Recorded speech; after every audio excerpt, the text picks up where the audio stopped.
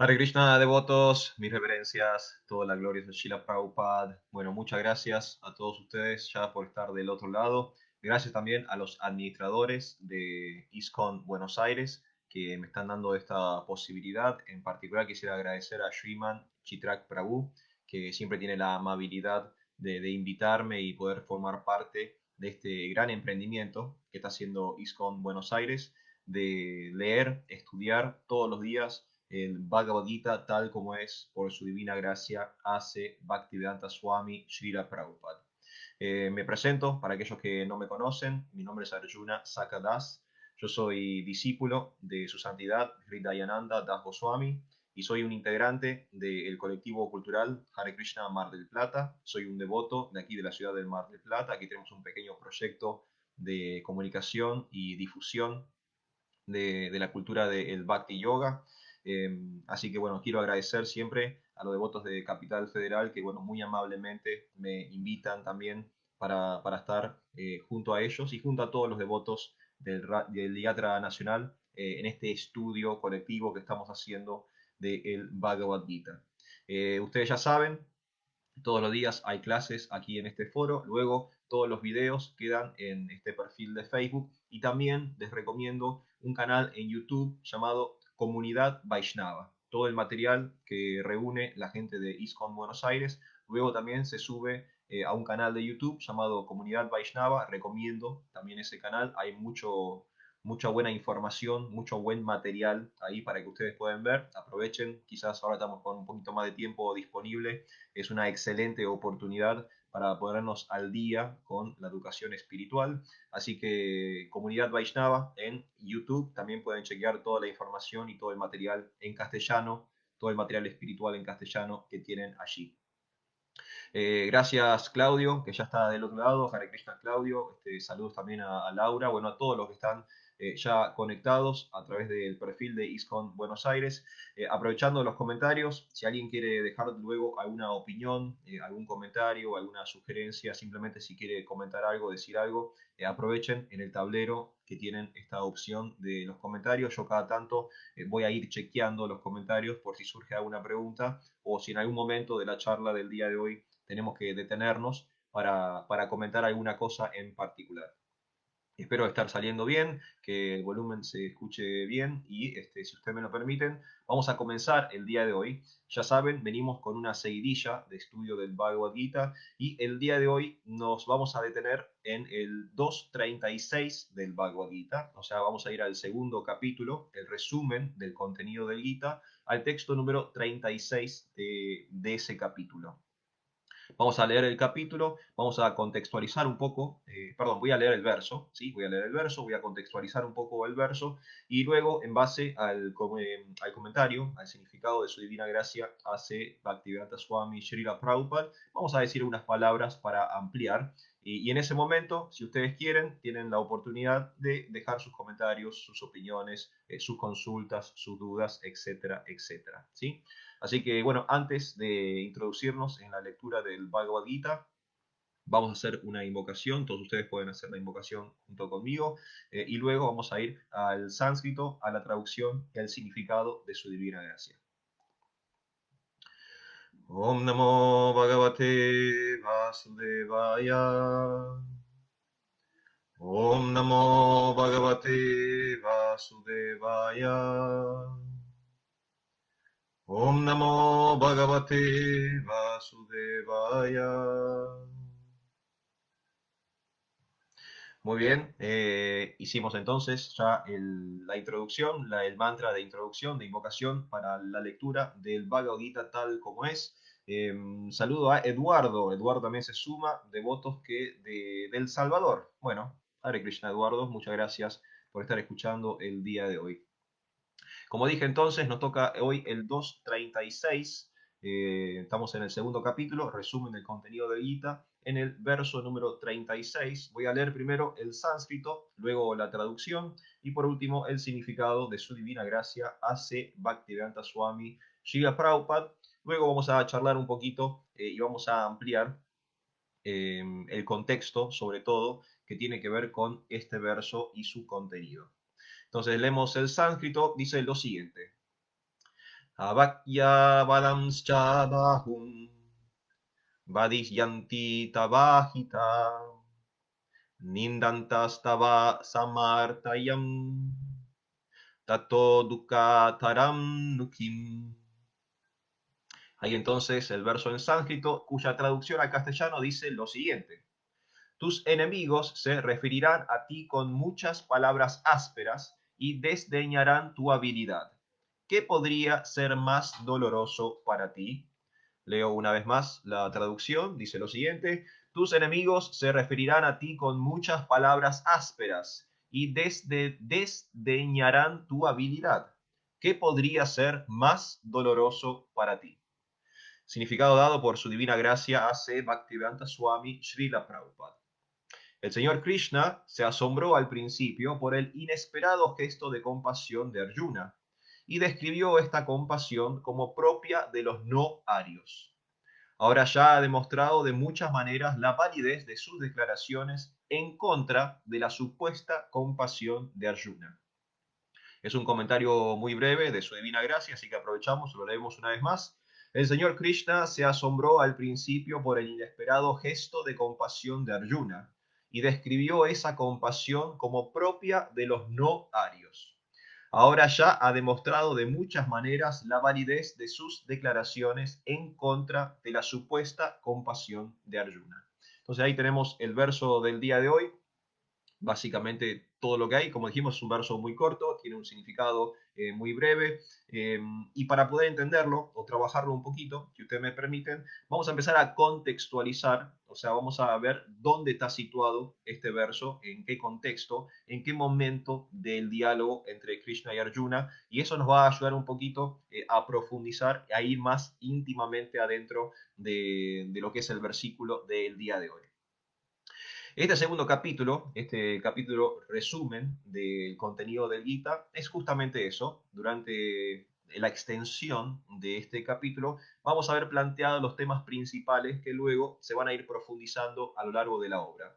Para aquellos que no saben, el Bhagavad Gita es una conversación, es un diálogo entre Krishna y Arjuna, entre Dios y el hombre, y a lo largo de ese diálogo o a lo largo de esa charla, de esa conversación, surgen muchos temas, pero hay 5 temas principales, ¿sí? El alma, quién es Dios, la naturaleza material, el tiempo y las actividades, ¿sí? Son los temas principales, las actividades karma, el tiempo, Kala, la naturaleza material, Prakriti, las almas, Jiva, y el Señor Supremo, Ishvara. Son los temas principales que se van a ir tocando a lo largo de la conversación que está incluida en el Bhagavad Gita. Por supuesto, luego hay muchísimos otros temas. Se trata también, por ejemplo, del concepto de yoga. Se narran cuestiones, como en el primer capítulo, sociológicas o antropológicas o culturales de la sociedad de aquel momento. Se habla, por supuesto, también del Dharma. Sí, como dije, muchísimas cosas se hablan a lo largo del Bhagavad Gita, son 700 versos en total, pero en este segundo capítulo se hace como un punteo de las cuestiones principales. De ahí el nombre del capítulo, resumen del contenido del Gita. Cuando comienza este capítulo, uno de los primeros temas que surgen y de los que se habla bastante a lo largo del segundo capítulo es el concepto del alma, ¿sí? Jiva o Atma, tal como se dice en sánscrito, en el idioma original de la cultura del yoga. Pero ahora en este momento del verso 36, ya han superado la discusión acerca del alma y están más incorporados en lo que tiene que ver con el tópico del Dharma o los deberes prescritos. Haciendo un resumen rápido, Dharma tiene que ver con las obligaciones o las responsabilidades que tenemos como entidades vivientes, ya sea como actores sociales, nuestras obligaciones o deberes materiales, como también como entidades vivientes, como seres espirituales, tenemos nuestros relacionamientos o tenemos nuestras responsabilidades, nuestros deberes espirituales. Eso se divide en Sanatan Dharma, que son estos deberes eternos que unen el espíritu individual con el espíritu supremo, y Swadharma, que son básicamente nuestros compromisos materiales, como por ejemplo trabajar, mantener nuestras familias, votar, etcétera, etcétera, etcétera. En esta discusión que se está generando en este contexto, en este momento del Bhagavad Gita, una de las cosas que más se está hablando es en el tema del Dharma. ¿Y por qué se habla sobre los deberes o sobre las obligaciones y las responsabilidades? Porque el primer capítulo concluye con Arjuna queriendo huir de sus responsabilidades como guerrero. Cuando Arjuna llega al campo de batalla y ve que el ejército con el que se tiene que enfrentar tiene miembros de su propia familia, tiene integrantes que tienen que ver con sus amigos, con sus parientes, con sus afectos, él empieza a cuestionar la legitimidad de esa guerra y sobre el final del primer capítulo básicamente presenta su renuncia a la batalla. ¿Sí? Él decide que no va a participar de lo que sería la guerra civil o esa guerra fratricida que está por avecinarse. Y él presenta varios argumentos, ¿sí? Hay toda una sección del comienzo, de estos capítulos del comienzo del Bhagavad Gita, donde Arjuna presenta distintos argumentos que básicamente justificarían su renuncia a la guerra. Lo que está haciendo Krishna ahora en este momento es desmantelar esos argumentos, ¿sí? Los está como desarticulando y le está empezando a presentar algo que después se va a mostrar más cabalmente en el cuarto capítulo, un conocimiento trascendental.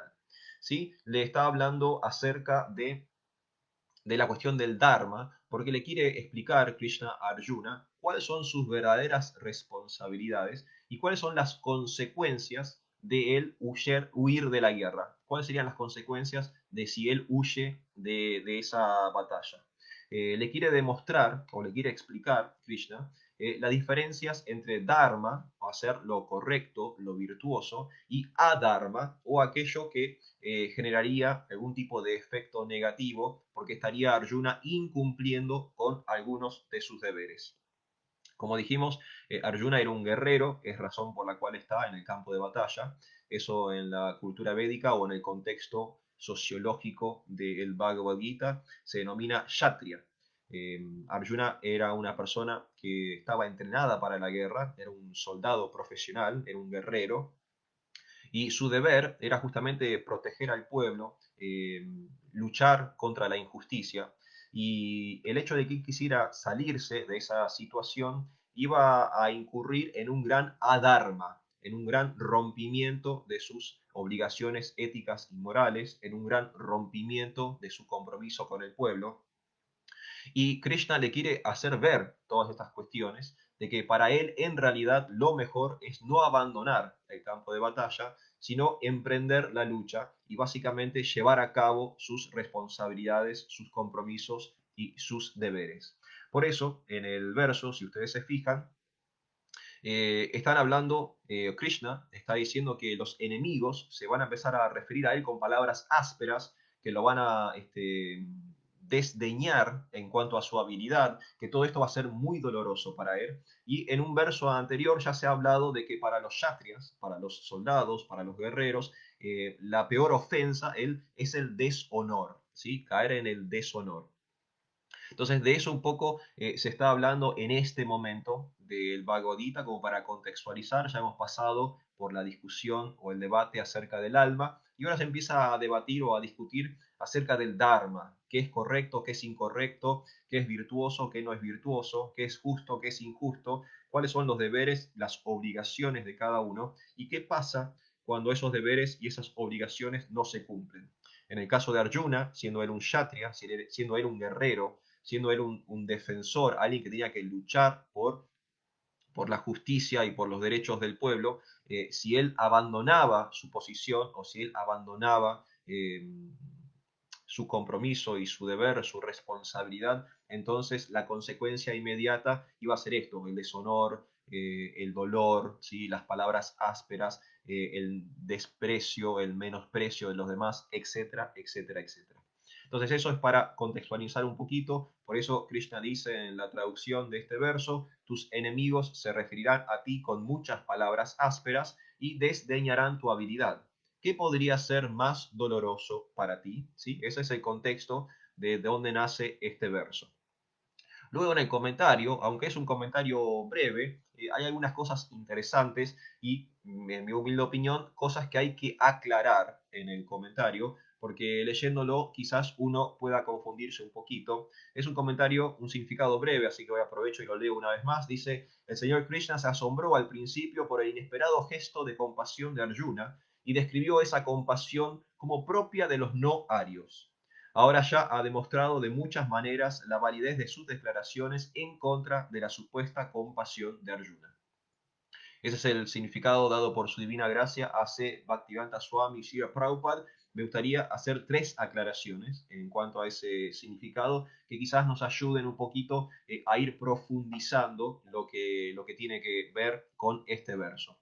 Primero, el tema de la compasión. Si ustedes se fijan, del modo en que está expresado en el significado, Srila Prabhupada parecería estar hablando en contra de la compasión o parecería estar hablando de una forma negativa de la compasión. Eso nos puede llamar la atención a priori. ¿Cómo es esto que de la compasión es algo malo? Acá hay una especie como de aparente contradicción. Si ustedes se fijan luego en lo que va a ser más adelante la conversación, por ejemplo, en el capítulo 13, entre los versos 8 y 12, Krishna mismo, Dios mismo, dice que la compasión es igual a conocimiento. En el capítulo 16, entre los versos 1 y 3, Dios, hablando una vez más acerca de la compasión, dice que la compasión es una cualidad divina. Entonces, ¿cómo puede ser si Dios en el Bhagavad Gita, la suprema personalidad en el Bhagavad Gita dice que compasión es conocimiento y que compasión es una cualidad divina? ¿Cómo puede ser que ahora en este comentario de Srila Prabhupada parecería ser algo negativo o algo malo? Estaríamos como en esto de la aparente contradicción. Y esto se resuelve un poco más adelante incluso. Si vamos al último capítulo del Bhagavad Gita, intitulado La perfección de la renunciación, Krishna mismo, que estuvo hablando de la compasión como conocimiento y que estuvo hablando de la compasión como cualidad divina, también hace una aclaración respecto a la compasión.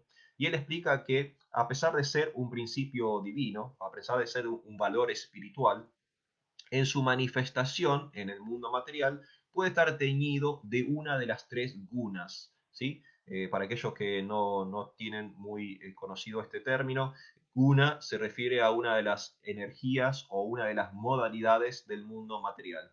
Aquellos que tienen experiencia con el Ayurveda quizás conozcan este término o hayan oído hablar de esto, ¿sí? De tamas, rayas y sattva, ¿sí? La energía inferior de la materia, que es tamas, la energía intermedia, que es rayas, y la energía superior del mundo material, que es sattva, también conocido como ignorancia, pasión y bondad. ¿Sí? Son las 3 energías o 3 frecuencias, 3 modalidades que impregnan todo lo que hay en el mundo material y generan combinaciones que son básicamente todas las cosas que estamos viendo y todas las situaciones con las que nos enfrentamos. A eso se refiere las gunas. Y Krishna explica en el capítulo 18 que todo está influenciado por estas energías. Nuestros alimentos están influenciados por las 3 energías, los sistemas religiosos están influenciados por estas 3 energías y también el conocimiento está influenciado por estas 3 energías. Entonces la compasión,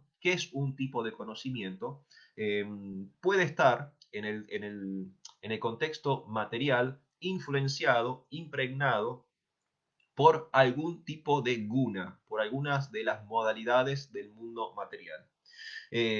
Puede haber conocimiento en bondad, dice Krishna, puede haber conocimiento en pasión y también puede haber conocimiento en la ignorancia. Y en la ignorancia, el conocimiento en ignorancia, es el conocimiento donde el trabajador está apegado al fruto de su trabajo. Eso es conocimiento en tamas, ¿sí?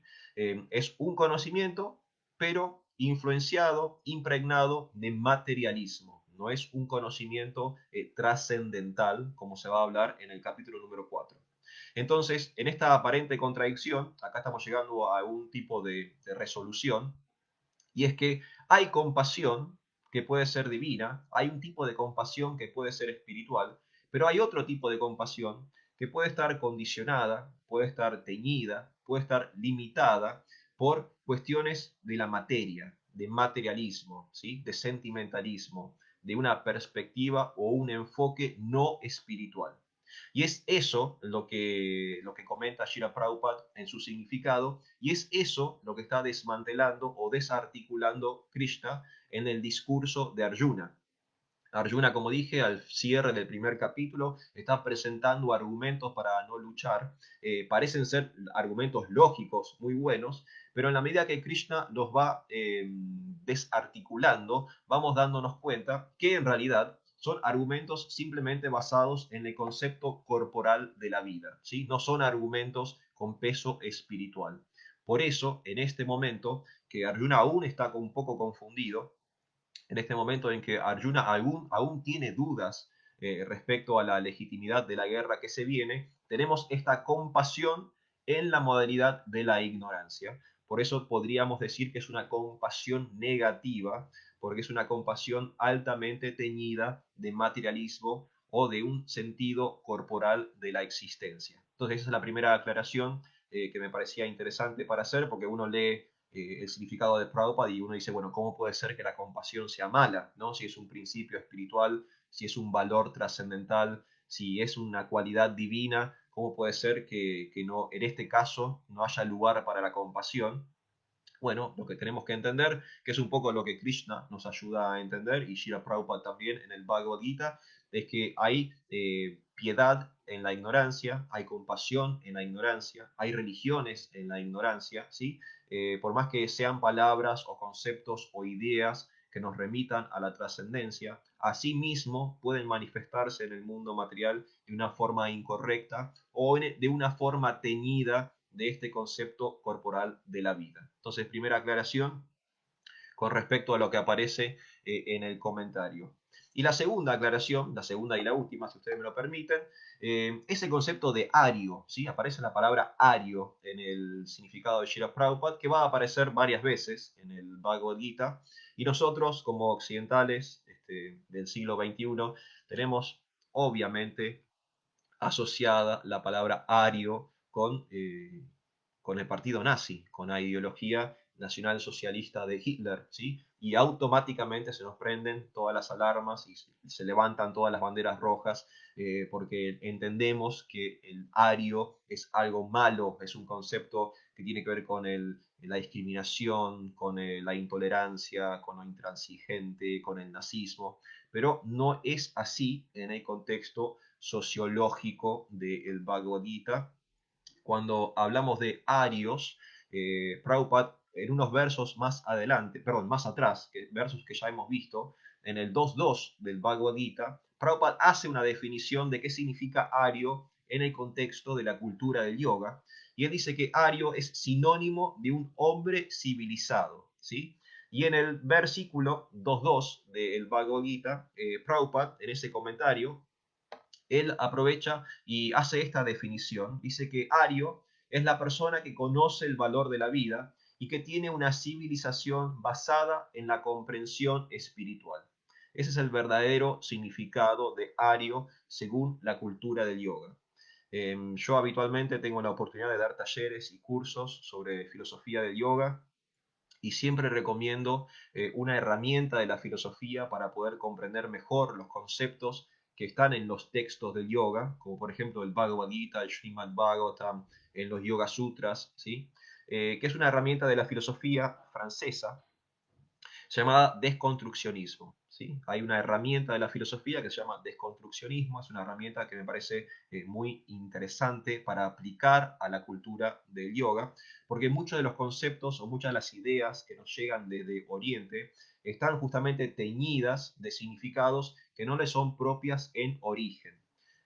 Un ejemplo clásico es el concepto de karma, ¿sí? Si hablamos de karma en el mundo occidental, la mayoría de las personas cree que karma tiene que ver con la mala suerte o el infortunio, perdón, o cuando las cosas salen mal, ¿no? Que eso es todo karma y que karma es todo lo malo que me está ocurriendo en el mundo. Pero nosotros leyendo el Bhagavad Gita, estudiando el Bhagavad Gita, nos damos cuenta que el concepto original de karma no tiene que ver con la mala suerte. Karma significa las acciones, son mis acciones, ¿sí? Y es básicamente la dialéctica entre mis acciones y la consecuencia de mis acciones. Que por supuesto puede haber acciones malas con consecuencias malas, pero también puede haber acciones buenas con consecuencias buenas, e incluso puede haber acciones espirituales con vínculos a la trascendencia. Entonces, podemos entender que en realidad en la cultura o en el contexto de la filosofía del yoga, karma es una cosa y en el imaginario social del occidental del siglo XXI, karma es completamente otra cosa. Lo mismo ocurre con el concepto de yoga, ¿sí? La gente, uno dice yoga y en el imaginario automáticamente aparece esta noción de que es una especie de gimnasia o una especie de ejercicio físico cuando hablamos de yoga, estamos hablando del vínculo entre las almas individuales y la superalma, o la suprema personalidad de Dios. Muchas nociones o muchos conceptos que vienen de Oriente, en particular de la cultura de yoga, en Occidente están como desvirtuados y necesitamos hacer ejercicios filosóficos para llegar a la raíz o para llegar a lo que sería el verdadero significado de esa idea. Y en la filosofía occidental nos presenta una herramienta llamada desconstruccionismo, que se aplica no solo en la filosofía, sino también en otras áreas del saber. Por ejemplo, en la historia también se usa esta herramienta, se conoce como revisionismo en la historia, y es básicamente ir hacia la idea, pero buscar su esencia, buscar su verdadero origen, entender qué significa la palabra de base y desmantelar o quitarle todas estas capas que nosotros le fuimos agregando innecesariamente y que en un sentido hasta desvirtúan u opacan el significado original del término. Entonces, con el concepto de ario tenemos que hacer lo mismo. Si nos quedamos en la superficie de lo que dice en el papel, bueno, nos choqueamos y decimos, bueno, ¿cómo puede ser que un texto espiritual incorpore nociones nazistas, no nazis o del nazismo? Y encontramos que si hacemos una indagación profunda, filosófica, nos damos cuenta que Ario en la cultura del yoga, en la filosofía védica, no tiene absolutamente nada que ver con la aberración que luego más adelante hicieron Adolf Hitler y toda esa banda de locos que crearon uno de los mayores problemas de la humanidad. ¿Sí? Así que bueno, me pareció interesante hacer estas dos aclaraciones. Recuerden que Ario, en el contexto del Bhagavad Gita, no tiene que ver con una persona intolerante, no es una persona discriminadora, fascista ni nada por el estilo. Es un hombre civilizado, alguien que basa su vida en valores espirituales y eso permite un sostén civilizatorio, ¿sí? Completamente otra noción. Así que bueno, ahí hemos llegado básicamente con lo que había para charlar el día de hoy. Gracias, Hari Kirtan, un abrazo grande a Hari Kirtan desde Tres Arroyos, un gran amigo. Madre Laura, muchas gracias, madre por estar del otro lado. Madre Giselle también, aquí de Mar del Plata. Bueno, a los devotos del Salvador que estaban allí también, muchas gracias. Si alguien quiere hacer un comentario o si quiere tener un momento para deslizar alguna pregunta, alguna consulta o decir algo, ahí tienen la sección de los comentarios, es ahora. Aprovechen ahora para escribir algo si es que quieren que charlemos un poquito más. Si no, yo voy a ir concluyendo por el día de hoy. Hoy nos tocó un verso breve con un comentario breve, así que fue el trabajo que hicimos fue más o menos de aclarar algunos conceptos o algunas ideas que fueron apareciendo tanto en el comentario como en el mismo verso. Mientras ustedes, si quieren ir escribiendo alguna opinión o si quieren ir dejando alguna duda, yo voy a aprovechar para leer una vez más la traducción entonces, hoy estamos en el 236, la traducción dice de este verso, tus enemigos se referirán a ti con muchas palabras ásperas y desdeñarán tu habilidad. ¿Qué podría ser más doloroso para ti? Y el comentario de su divina gracia hace Bhaktivedanta Swami Srila Prabhupada dice lo siguiente. El señor Krishna se asombró al principio por el inesperado gesto de compasión de Arjuna y describió esa compasión como propia de los no arios. Ahora ya ha demostrado de muchas maneras la validez de sus declaraciones en contra de la supuesta compasión de Arjuna. Como dijimos, el contexto general de este versículo es que estamos en una etapa en el Bhagavad Gita donde se está hablando sobre el Dharma, sobre las acciones correctas, sobre los deberes, las responsabilidades. Arjuna era un guerrero, Arjuna tenía el deber de luchar en esa contienda, pero él estaba queriendo huir de sus responsabilidades. Por eso ahora Krishna está haciendo ver que si él rehúsa la lucha, en realidad va a generar una deshonra sobre su posición social. Entonces ese es más o menos el contexto en el que estamos trabajando hoy por hoy en este verso en el Bhagavad Gita. Muchas gracias, Nita y Gaurananda Prabhu, un abrazo grande. Gracias a usted, Prabhu, a Chitrak Prabhu, a todos los devotos de ISKCON Buenos Aires que me han permitido hoy estar junto con ustedes. Este video queda acá en este perfil de Facebook y también recuerden que hay un canal en YouTube llamado Comunidad Vaishnava. ¿Sí? En ese canal están pudiendo verse todas las clases que pasan por este perfil de ISKCON Buenos Aires. Así que muchísimas gracias a todos. Veo que no hay ninguna consulta, así que me imagino que todo quedó o muy claro o lo suficientemente confuso para que nadie se anime a preguntar. Igualmente, me parece perfecto. Muchas gracias, devotos. Que sigan muy bien. Hare Krishna, Hare Bo.